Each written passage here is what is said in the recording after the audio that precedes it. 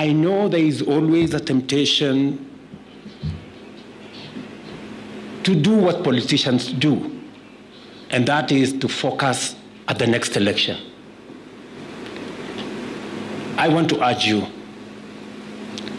let's do what leaders would do. Let's focus at the transformation of our country, and let us focus at what contribution we can make to change the destiny of our country by focusing on the next generation. Focus on the next generation, not the next election. I mean, now the story here on page 5 of the Daily Nation says, and this is attributed to the president, I want to ask members of parliament to pay special attention to the things we are doing because we are setting the exam for 2027. You have the leakage of the exam, and what you do with it is your problem. I have to remind you that I am a man on a mission, and I mean it, and people should watch this space. Focus on the next generation, not the next election. Also, the president says. You're saying something horrible, Ochieng, but Senator Osotsi, so here we are, and all these conversations are geared towards enabling the Kenya Kwanza administration really get in motion what the promises were in the manifesto. It was the election of 2022. Actually, three of the panelists here were not in support of that manifesto. Actually, nobody. But so then, even as you complain about the positions that the leaders of majority are expressing, how would you want Parliament to conduct its mandate while at the same time helping the executive achieve its agenda? Well, Sam, that's a very interesting question. Parliament has to play its role. And the Kenya Kwanza government is perfectly in order to implement its manifesto because that is a social contract they have with Kenyans. But that has to be done within the law. That has to be done reflecting the feelings of Kenyans, because members of Parliament are not representing themselves. They are representing the people of Kenya, as per Article 1 of the Constitution. So they have a role to play to ensure that whatever piece of legislation comes before them is indeed reflecting the wishes of Kenyans.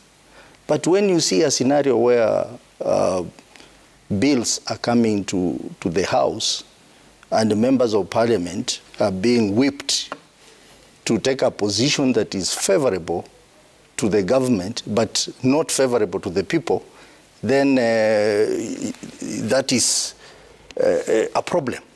I have listened to my colleagues here trying to justify the flowery aspects of the meeting yesterday, where they were told where offices are. I think a member of Parliament, really, you don't need to be told where an office is.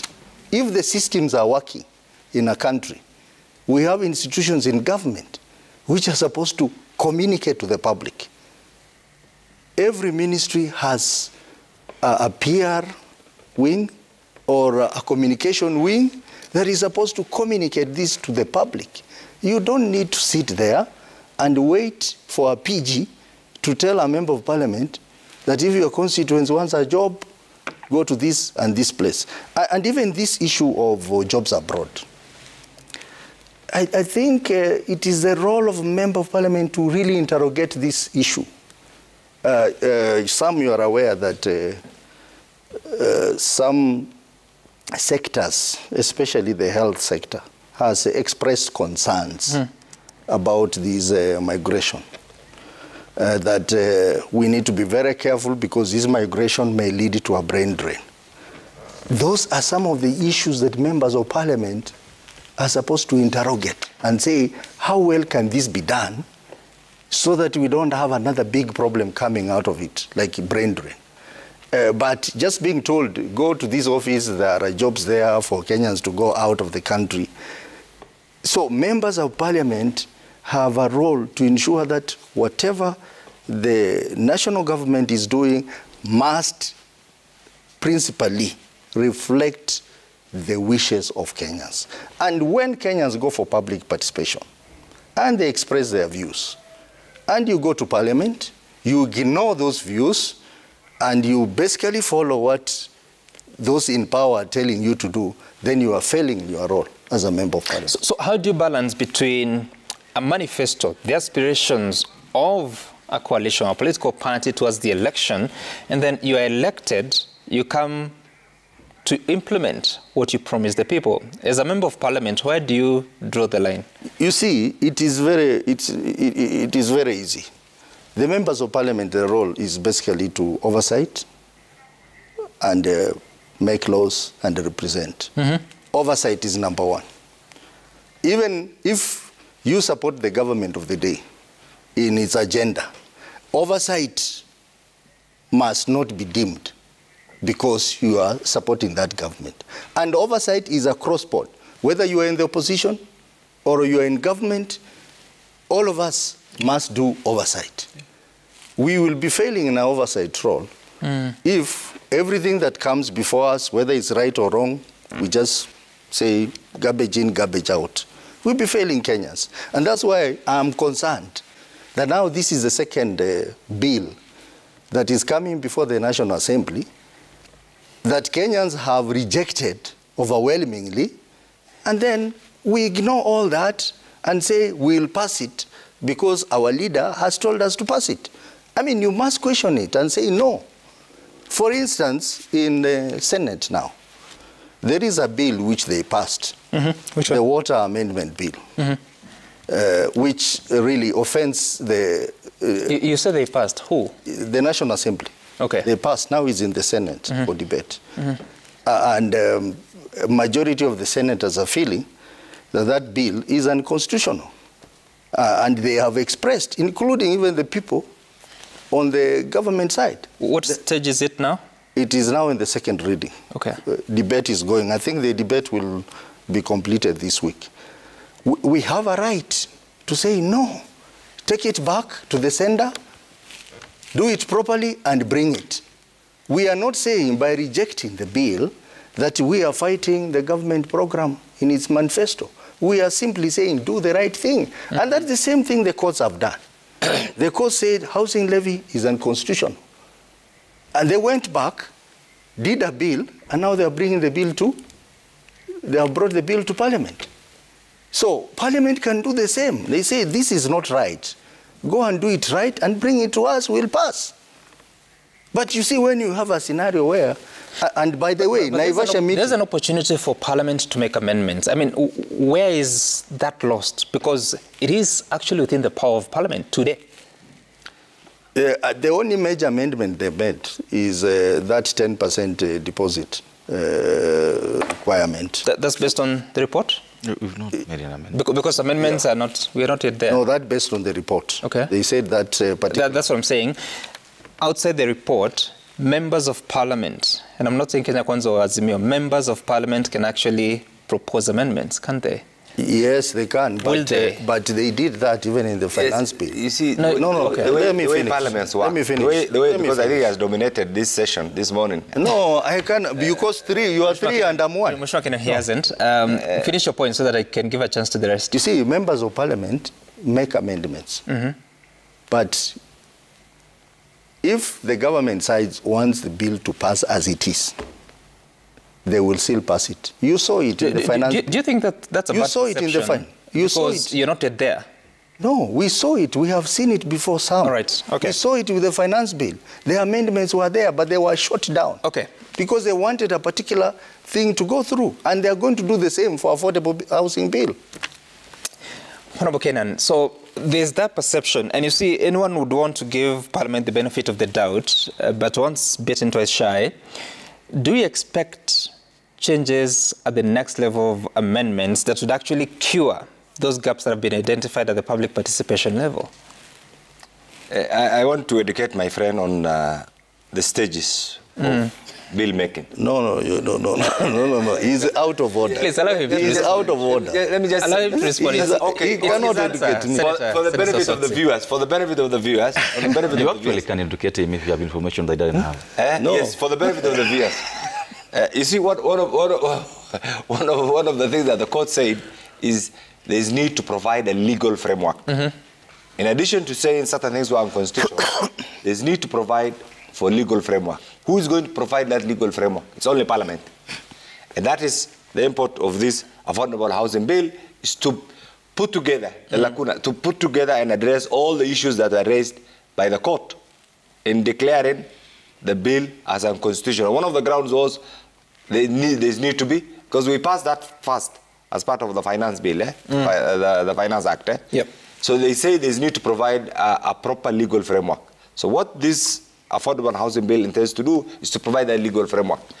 And Parliament is at liberty. You see, we need to understand the workings of our governance structure. We have the executive, generates, Parliament legislates, the executive, the judiciary interprets. Right. And every entity has its own jurisdictional right to deal with issues as appertaining to their role. So once the judiciary has done that, the next thing is for Parliament now to address the issues that were raised in that particular ruling or judgment.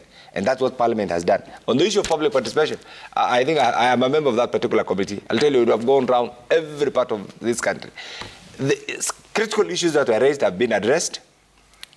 Of course, when it comes to interpretation of laws, every lawyer has his own interpretation. And my friend here, my good friend here is a lawyer. He tells you, the Constitution has given the general framework.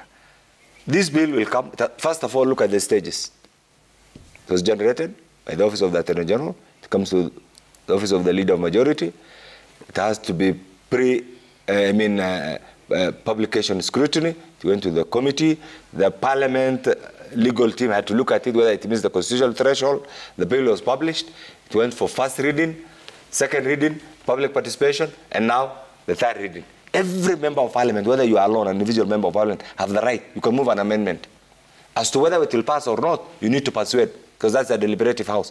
So instead of now casting aspersion on every member of Parliament, in the Senate or the National Assembly, and already predetermining the outcome of that particular bill, I want to urge my friend here, be a lobbyist. You are in the Senate, highly informed members of Parliament. When you think there are issues that may not have captured their attention, lobby them. That's why Parliament is called a house of lobby, house of deliberations. If you think there are issues that don't meet the constitutional threshold, lobby the other colleagues. But the issue of just sitting somewhere and say this should not apply, this should not apply. I can tell you the issue of housing levy was in the manifesto of both Azimio and KK. What the difference right now is perception. That perception has already been dealt with, whether it's a legal issue or not. So we are past that stage. You have now a second opportunity. Go to the floor, deal with it. Now on the issue of, there's an issue that he has also raised. You see, we need to understand the way Kenya does not exist in the utopian world. We are part of the global village. What is happening here in Kenya? And all democratic platforms are almost the same. The role of member of Parliament, and I was just telling him that I had the opportunity to benefit from a program that I went. I had an opportunity actually to interact and visit the working stations of almost how many? 22 representatives from different, 21 representatives from 21 states in America and many other platforms. The working of the member of Parliament is the same. And I want to urge him, go to UK and visit the constituency days for a member of Parliament. You will realize that that member of Parliament has even a liaison officer for job creation, job opportunity. For me, one of the issues that I've taken from that particular meeting is from this evening, I'm going to appoint an officer from my constituency. I'm going to appoint an officer from my constituency office to be purely liaising with the National Employment Authority. Every day, morning to evening, go and camp there, go and look for opportunities for the people of Elders. Okay? And I believe that is part of my job. Look for opportunities, go to that entity, deal with all the agencies, relay the same information to my satellite offices and all the wards. How will that officer be paid? We already have budgets. Even if the budget will not allow, I'll pay him from part of my emolument. I'll facilitate. That's a public officer. I will facilitate an officer. You see, My work is to facilitate. Already we have employed the constituency officer, but I'm going to get somebody, whether I'll do it as an individual, because even me, I'm paid. I can facilitate. I know you are. Listen to this. I'm just wondering, and I mean, without due respect. Just take this. Yeah. Take the end result. I am going to assign one of the already employed officers in my constituency to be purely dealing with the National Employment Authority every day. So I'll assign somebody to go and deal with that particular job, avail the information, put it in our website, circulate it to our satellite officers in our respective wards. And I'll tell you, it's not an accident that I'm here as a Father of Parliament and I haven't served as 5%. It's not an accident. I'll tell you how you ought to get re-elected. Okay. Come for a session. Okay. And these sessions will require you to be a lobbyist. Just to be a lobbyist, not just to put on a white-collar jobs, put on a tie, come and debate. That era is long gone. You remember the way Orengo used to operate in the 70s. It was completely different from the way we ought to operate today. So be facilitative. All right. Be a lobbyist. Be all-round person. Get in touch with your people on the ground. That is the only thing that can assist you go to the next level. Because I know I hear you, Honorable Keda. I'm just wondering, if you do all those things, then how do you do your core mandate? Oversight, legislate, represent. Because you represent the interest of your constituency in the House. That's why I have a definitional problem. What is representation? I mean, my take is I've expanded my horizon of understanding what representation encompasses everything that I've mentioned here. And that is my work. Okay, let's hear from Senator Cheriot on some requests by the executive. The executive as well had certain requests to us as a legislature. There are certain matters that we have been asked to perhaps clean up and ensure that we don't interfere too much with the operations of the executive through certain summons that could easily have been avoided. Honorable Cheng, what does that mean? No, this was in this context. And I want to request that when we say some of these things, allow us to do so because we were there physically. I mean that's why you have the opportunity. That's so this is the context of this. That there was a feeling that there's a lot of summons to the ministers to appear in the House. Sorry, carry on. There is a lot of, I mean, as part of the oversight role of Parliament, Parliament regularly, requires ministers and PSS to appear in Parliament. Yep. And so what the Honourable Majority Leader of Senate is talking about is that can we do this in a manner that doesn't require that ministers almost live in Parliament?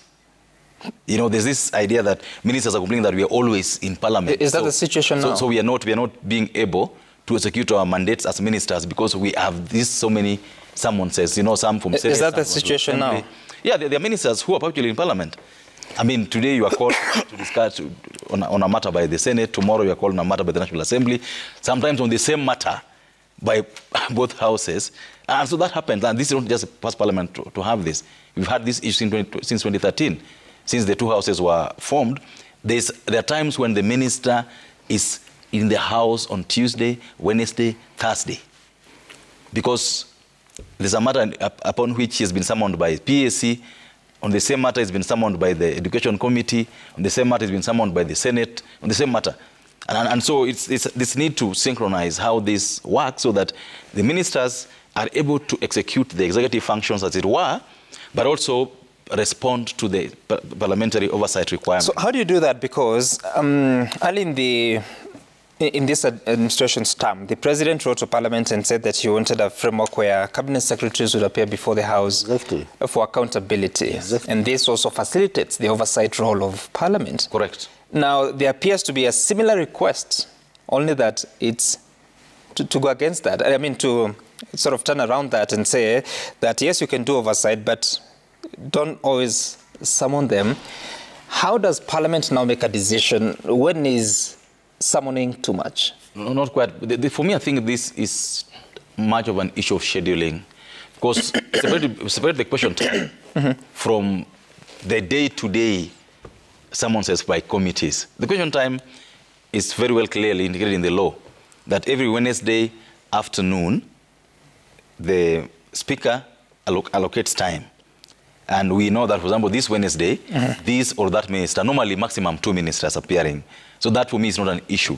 The issue is a situation where we have this so many committees, currently more than 20 committees but that's, in Parliament. That's the primary role of Parliament, oversight. Let me just come to that so that we get this clear.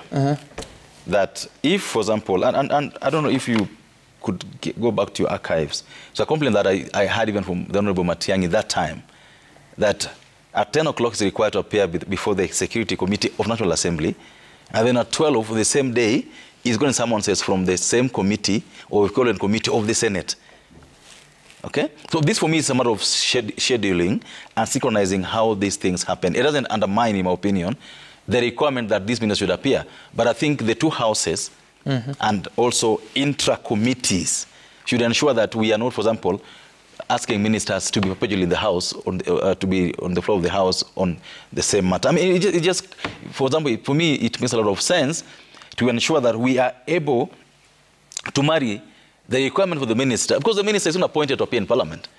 They are appointed to do work in the executive. One of the works would be to answer questions in Parliament. So if we now take 90% of the minister's time to come into Parliament, of course that should concern you.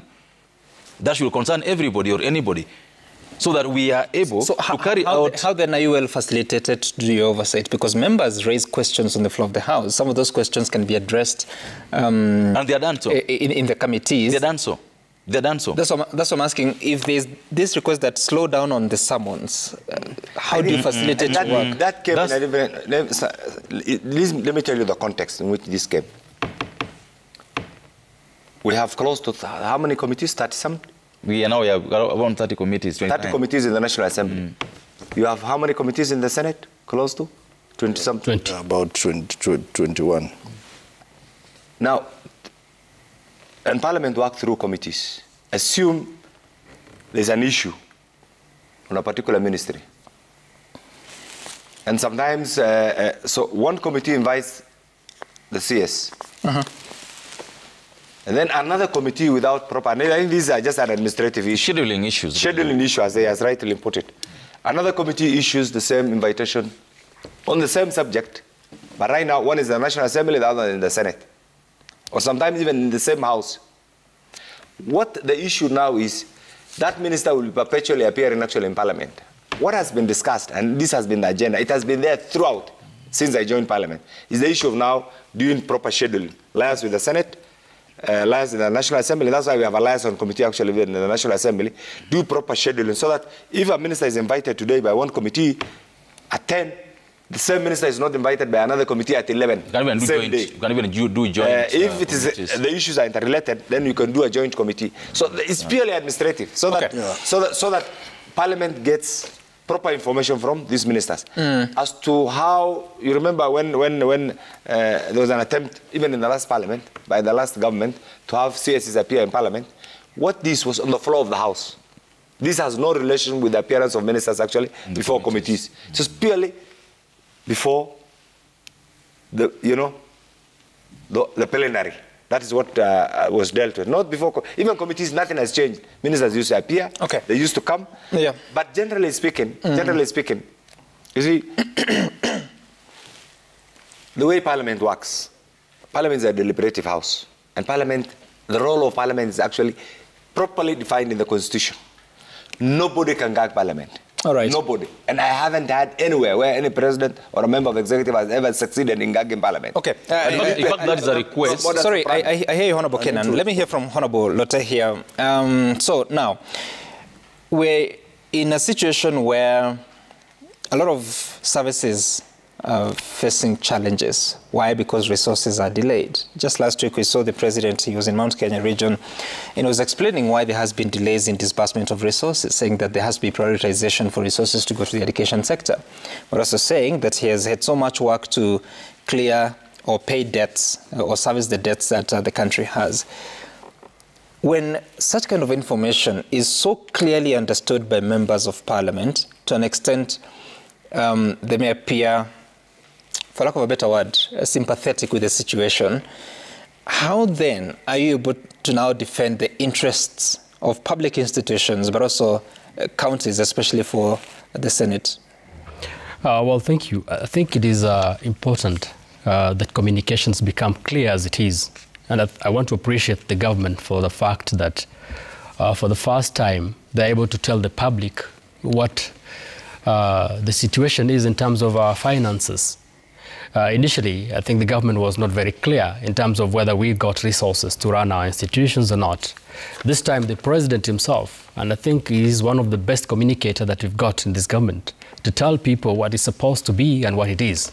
And he said it very clearly. We are running low on resources. And even yesterday, when members of parliament were agitating about the CDF, and members of parliament even went to levels where they wanted to impeach the minister because they thought the minister was the one not giving them resources. The president said, it is not going to work. Even if you impeach this minister, another minister will come. It is not his resources, but it is the public resource, which we are supposed to collect from taxes. So for me, I think everybody is sympathetic to the situation that we are supposed to finance our own development initiatives. We're supposed to finance our schools. We're supposed to finance our roads. We're supposed to finance our healthcare. We're supposed to finance everything from the taxes we collect. And the president is saying we do not collect enough to the levels, to match the levels of the development needs that we got. So for me, what the members of parliament are supposed to do, we don't collect enough to? We don't collect enough to finance our budgets. We do not collect enough. And what do you think we should do based on that statement? Well, initially, what the governments have been doing is to run to loans, and they take very expensive loans where you pay 2 times or even more to be able to finance. But I think what the president said, and when we took over, he said, we as a country need to start financing our own resources. We finance our own development. Are you sure about that? And the reason, no. And the reason, let me talk. What page is that? And the reason, Back page. And the reason okay. Sorry, why, Honorable Otoye, let me finish this. We have not finished transacting that. The reason is we are not able to collect enough, and so we only be able to release what we've got, and we wait for more collections before we continue releasing the resources. Let's talk about this, Honorable Otoye, because you're saying that we are facing challenges because we don't collect enough to finance our budgets. Parliament, and particularly National Assembly, is responsible for budget making. Yes. And if you know how much you are expecting to collect, you can actually cut down on how much you want to spend based on what you're able to collect, isn't it?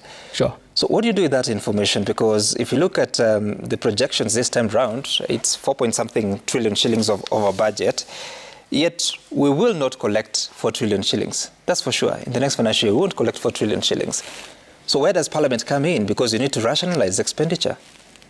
First of all, let's appreciate the fact that when you go out for public participation, what you get from the public is beyond 10 trillion. Everybody wants a road. Everybody wants an institution. Everybody wants a school. So the budget process, making process then is after collecting all this information, the budget committee sits down before it even comes to the House. And then it brings it down. When you're talking about 4.2 trillion, we have actually cut a lot of more trillions that will have come as aspiration from Kenyans. So we are dealing with a budget that we want to be optimistic that we will reach.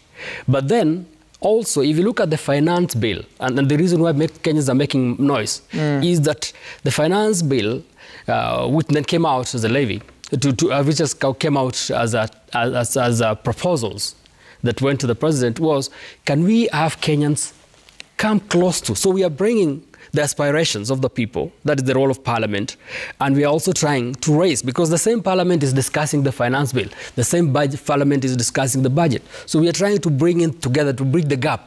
That can we raise more? Can we raise more? Raise more from where? Can we raise more from the people? Can we raise more from the people? And so we reach a point where people say, no, we cannot go beyond this level. And then we are here bringing collections to this level, and then we are trying to bring budget down. So the Parliament is actually trying to bring both things to congruence, to say, can we reduce the aspirations of Kenyans? And then can we ask Kenyans to raise a little bit more? When is that time Parliament reduced the expenditure in a budget? It's not the expenditure in the budget, aspirations of the people. Because when you go out... When did they? During the budget making process, when you go out... Supplementary budgets have always come and the expenditure has gone up. The expenditures have actually gone up, but let's look at the aspirations of the people, because before you make a budget, you have to go out to the people. You see, and every place where you go. You're telling me, yes. Every place. People want a lot of things. Yes. But you can only achieve so much with so much resources. Yes. So why are we missing that? We are not missing. We are not missing. We are trying to bring the gap together. We cannot be able to cut off everything that people want, because the things that people want are also very important for this country's development. So what we do is we try to cut all the fats. We only remain with the lean budget that is required. And we feel the lean budget that we require probably will be over 5 trillion. But the Parliament will be more than 5 trillion. What do you mean with lean? The lean, the things that will make this country work. For us to put up a road. What is the meaning of lean? For us to put a road. For us to put up a road. I'll get to you. Let me first. Let me just finish. For us to put up a road, because everywhere you go, they tell you we need a tarmac road. Yeah. So you'll tell people you need 100 kilometers of road in this country. But you see, can we be able to cut it to 1 kilometer? Even if they want a road, and there are no resources to finance it, so it will not even be done. Why are we promising what we can deliver? We have not promised. Whatever we have put into the budget is the role of Parliament also to push the executive to try to come to that budget. So as much as we cut much actually as Parliament from what we get from the public. We cut much. We say we cannot do this. But if we come to 4 trillion, because our budgets have been increasing, if we come to 4 trillion, the government, through its own mechanism, can be able to push close to that. And so we've always have a gap. We've never, at one point in this country, had the country finance this budget fully. So we have the aspiration of 4 trillion. All right. We can rest Honorable Lote, I hear you. Yes. Senator Sotsi, that deficit keeps growing, now had been shrinking, but again, it's starting to go up. Deficit, because of the aspirations Kenyans have. And deficit means borrow, whether it's domestically or externally. How do you rationalize that? Okay, I know you don't necessarily have a lot of say on the budget-making process because you are the Senate, but how possible is it? Maybe some, before I answer that, allow me to respond to the issues raised by my colleagues here. You know, when I listen to leaders from the KK side talk, you hear a lot of contradiction. Even just sitting here, you hear a lot of contradiction. First of all, on the issue of cabinet secretaries appearing before the House. This is a problem. I want to agree with Senator Ochieng that scheduling is one of the challenges, administrative challenge we're having. But besides that,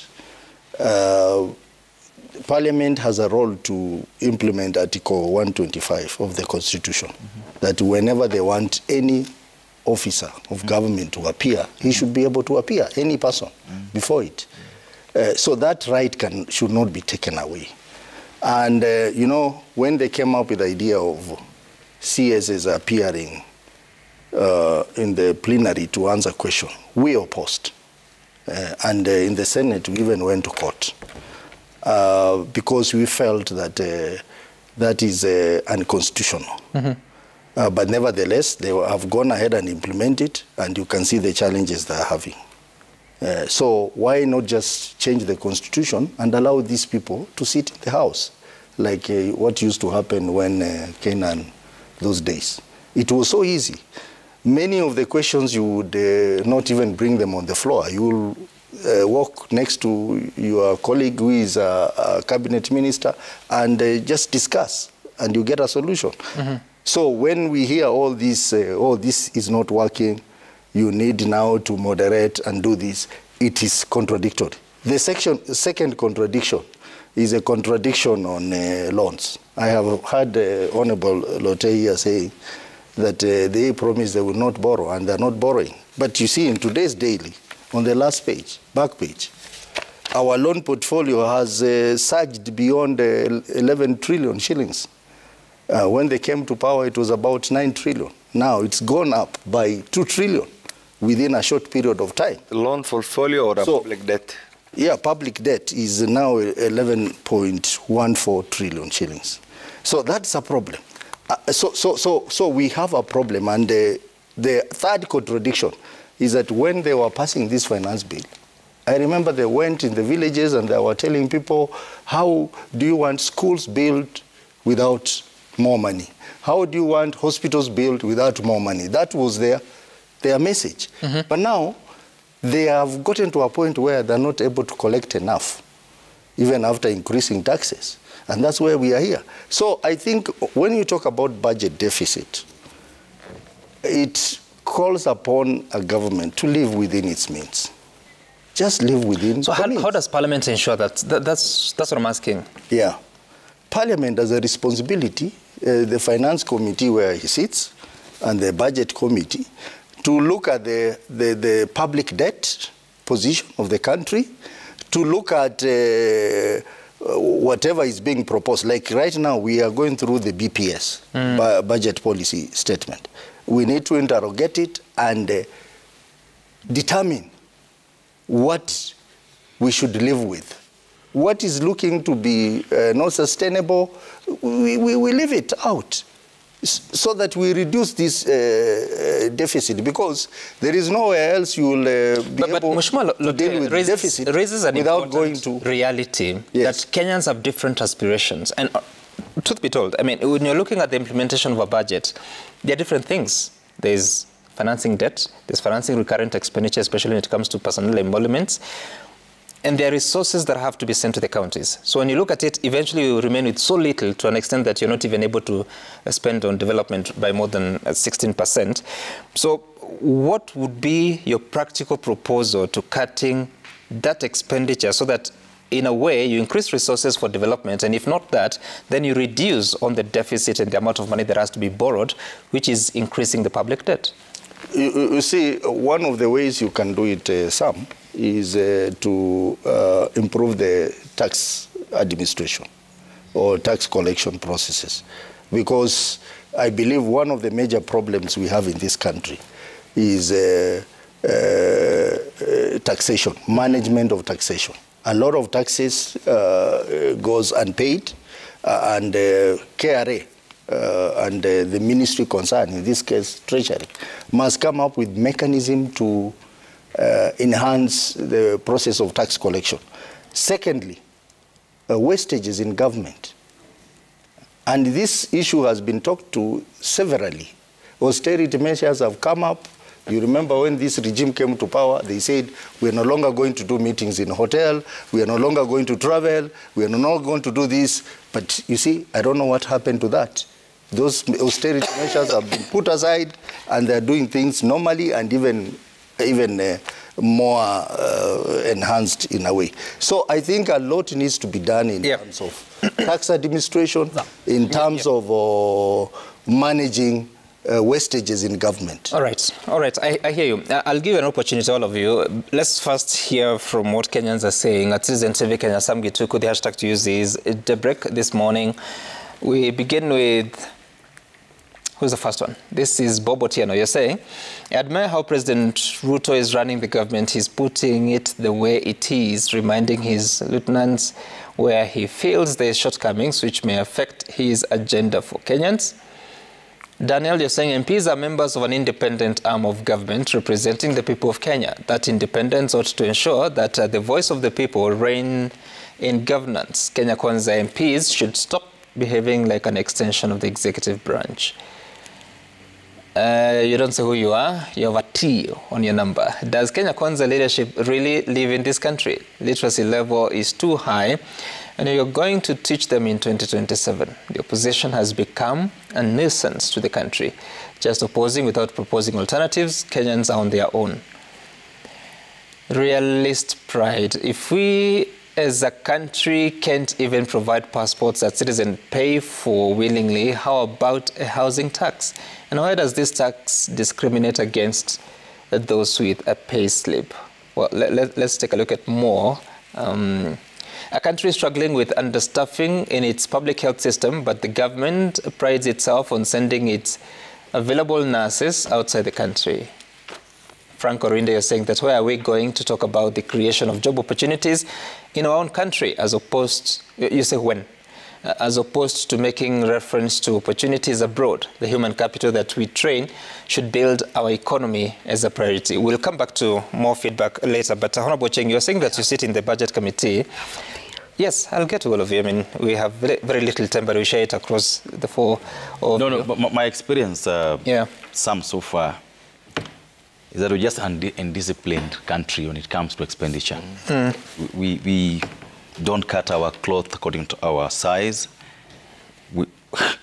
I mean, all the years, if you looked at how we've done our budgeting since independence, especially the last 20 years, for example,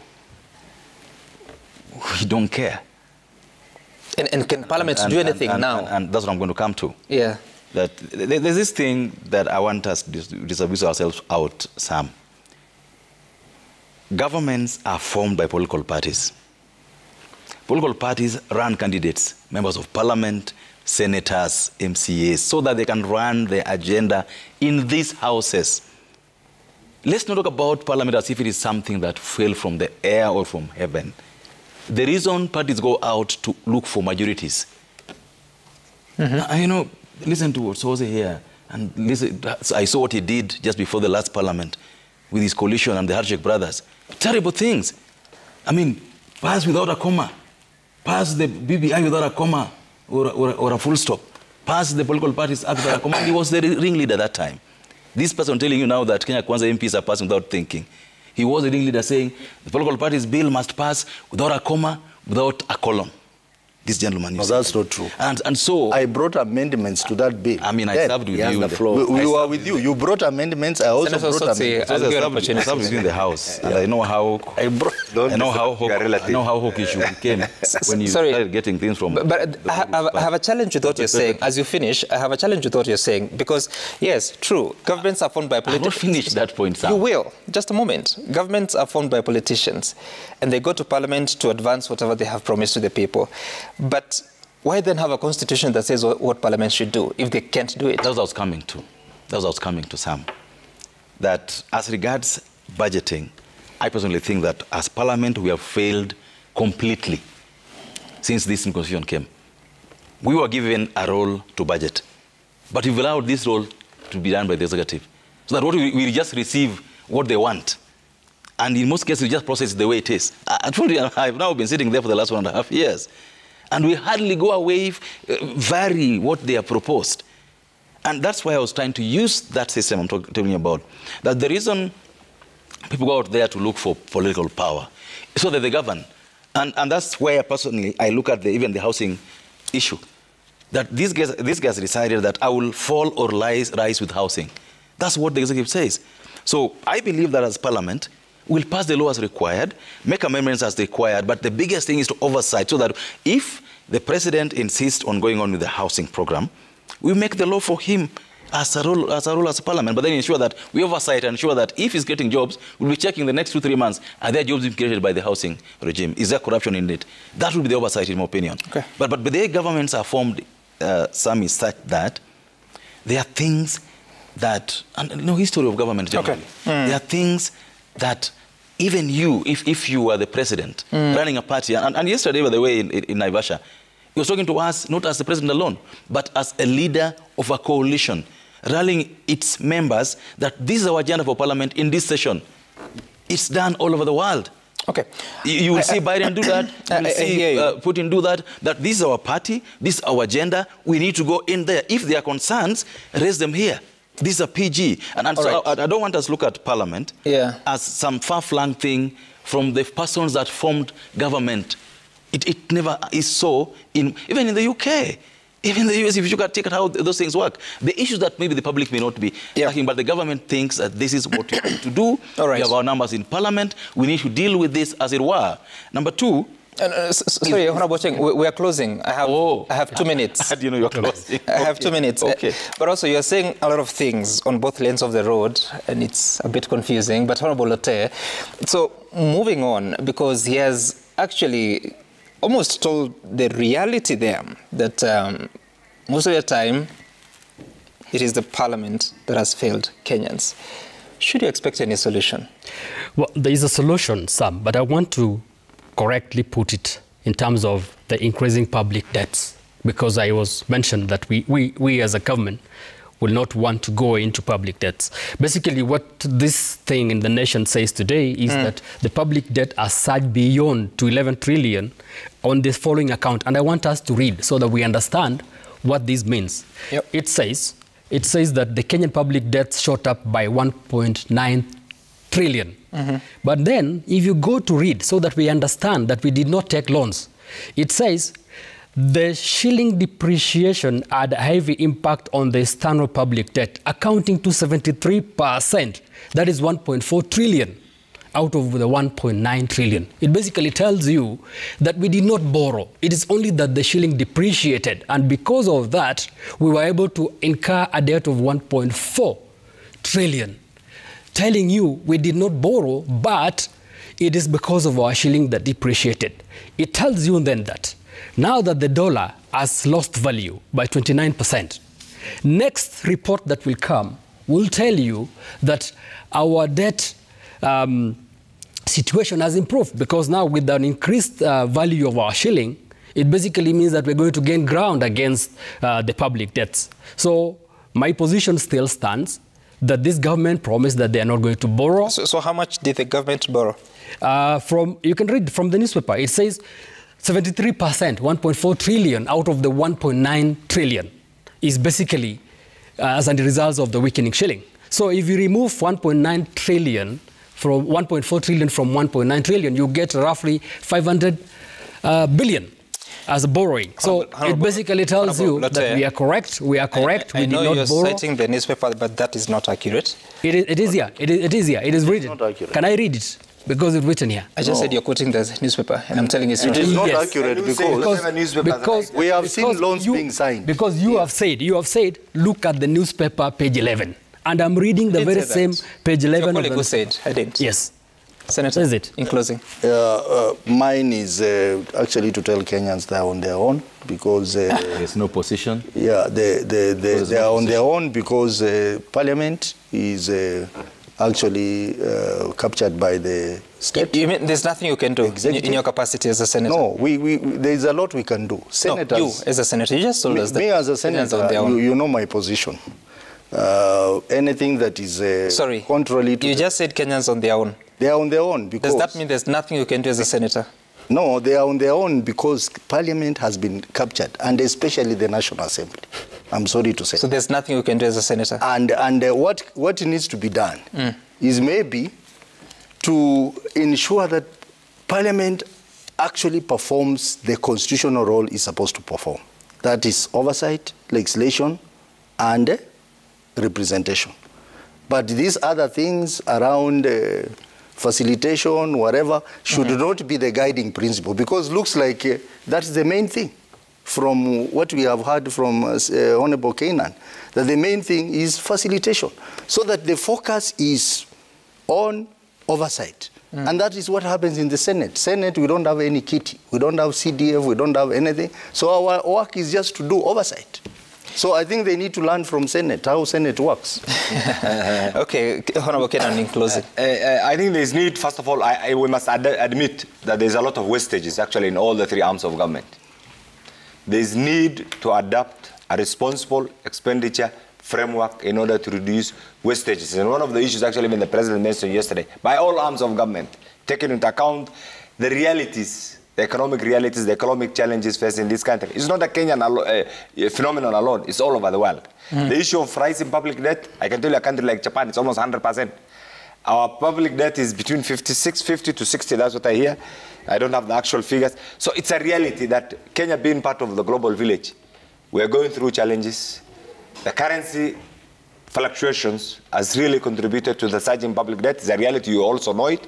But I'm glad that what we have seen over the last 2 weeks, actually in the strengthening of the Kenyan shilling, maybe, again, if it is sustained, will add to the reduction of the public debt. But collectively, I have a responsibility as an elected member of Parliament to my electorate in Alas. I have also a responsibility to the coalition that I also identified. I also have a responsibility to the people of Kenya. I have a responsibility to my conscience. All this can properly be canvassed in our governance structure. So what we should not allow is to stop the government in any decision making. I think we have had many missed opportunities, and you know it. We ought to have been making some of the critical decisions we are making right now, long time ago before you were born. Decisions are being made right now, and these decisions will add value. The issue of job, the issue of diaspora, I'll tell you one time when I was the chairman of Defense and Foreign Relations between 2007 and 2013, when I insisted on the formation of the diaspora desk, it's like everybody was saying, these people in the diaspora were opposition members of parliament. We forced the government of the day to have diaspora desk in all our missions. Ultimately, that led to the formation of the diaspora department, which today is a fully fledged state department. If we followed the whims of those state mandarins at that particular time, I can tell you today, the diaspora community is #1 leading foreign exchange earner to the people of Kenya. Look at the fear of the unknown. What the government is doing, led by President Ruto, is right. We are not saying that everything that they're doing is correct. They'll make mistakes. They're bound to make mistakes. But in the fact that they're making decisions that are tailor-made for the benefit of the economic, social, political improvement and the life of the people of Kenya adds value. So I want to encourage my good friend here, be a responsible opposition. Okay. Not destructive opposition. All of us must stop corruption. All right. And what does he mean by destructive? Honorable Kenan, what is destructive opposition? That's enough. The interesting thing is that all of you in the election of 2022 on the same side, you were in the Azimio coalition, but after the election, we in Jubilee refused to be part of the Mandamando. We never wanted to be part of a process that is going to destroy blind. So I needed to say something to Honorable Lotte, because you said that the current administration has borrowed 500 billion worth of loans. That is not accurate, because these are figures as of August 2023, between the month of September 2022 and that month. The domestic borrowing was 551 billion shillings. The foreign borrowing was 342 billion shillings. And the total was 893 billion shillings as of that time. Of course, more has been borrowed. Remember, there's a deficit that was declared for the current financial year of 718 billion shillings. That is borrowing that will have to be done. And the previous financial year also had a bit of borrowing. So it is not accurate to say that the borrowing by the current administration has only been 500 billion shillings. This is in reference to the financial year. And it's actually written here, 1.9 trillion. I understand the source of your story. Basically, that's what I was referencing. Based on the figures from government agencies, it is not accurate. Thank you, Honorable Aiden Kenan, Senator Sotsi, Mheshimiwa Lotte, and Mheshimiwa David Ochieng. Good luck with that. My name is Sam Gituku. See you again some other time. Bye for now.